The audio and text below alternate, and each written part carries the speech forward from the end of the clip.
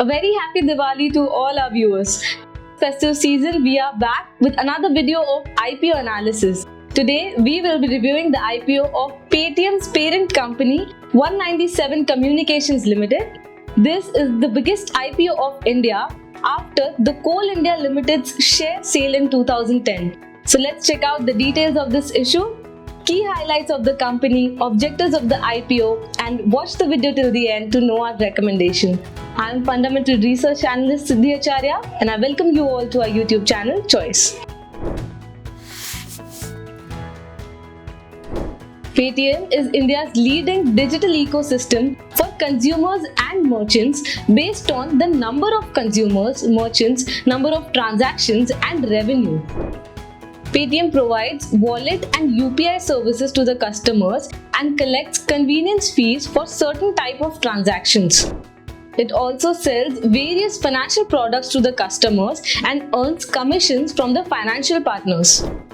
From merchants, it collects transaction fee, which is a percentage of GMV. Now, GMV or gross merchant value is the value of total payments made to the merchant through their app. For travel, entertainment and other commerce businesses, Paytm generates revenue by charging the merchants a transaction fee and the customers a convenience fee. Paytm is the most integrated player with presence across various payment formats such as POS machines, payment gateways, payment banks and digital lending, etc.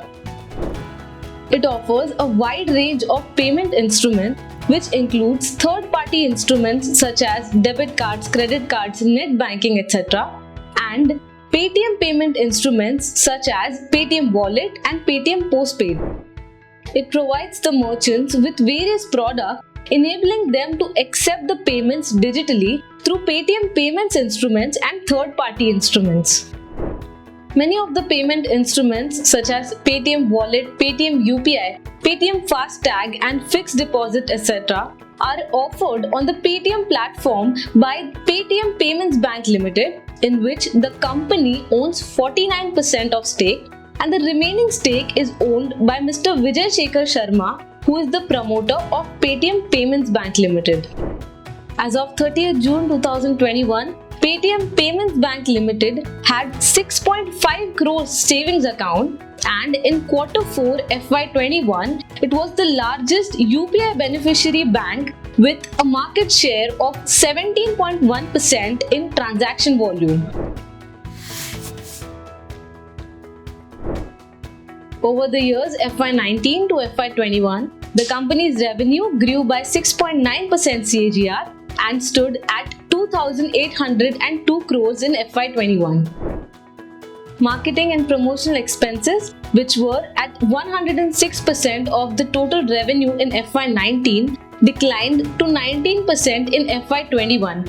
Consequently, the total operating expenses declined by 22.4% CAGR, thereby leading to a decline in the EBITDA loss in FY21. Reported PAT declined in line to EBITDA and stood at 1,696 crores in FY21. Cash flow from operating and investing activities remained negative. However, the company was well supported by equity funding during FY19 to FY20. The company has priced its IPO at a price band of 2,080 rupees to 2,150 rupees.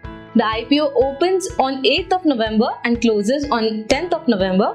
There will be 6 shares in one lot, and at the higher price band, the total application money is 12,900 rupees.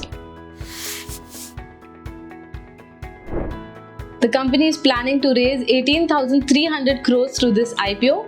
Out of this, 8,300 crores will be through fresh issue and 10,000 crores will be through offer for sale. The company will not receive any amount from the offer for sale portion, and of the net proceeds from the fresh issue, 4,300 crores will be used for growing the Paytm ecosystem, including acquisitions and retention of customers and merchants. 2,000 crores will be used for new business initiatives, acquisitions and strategic partnerships, and the remaining amount will be used for general corporate purposes. There is a large portion of population who are underserved in the payments and financial services products. Also, there is a large population of small businesses who have not yet witnessed the benefits of digital commerce. Thus, the company has a vast addressable market. At the higher price band, the company is demanding an EV by sales multiple of 46.1x, which seems to be stretched. Also, the demanded valuations are at a significant premium to China's Ant Group's proposed IPO in 2020. Considering the growth potential and stretched valuations, we would recommend our investors to subscribe to this IPO for long term. If you liked our video, please click on the like button and do subscribe to our channel to never miss an update on the upcoming IPOs. Thank you for watching, and I will see you in the next video.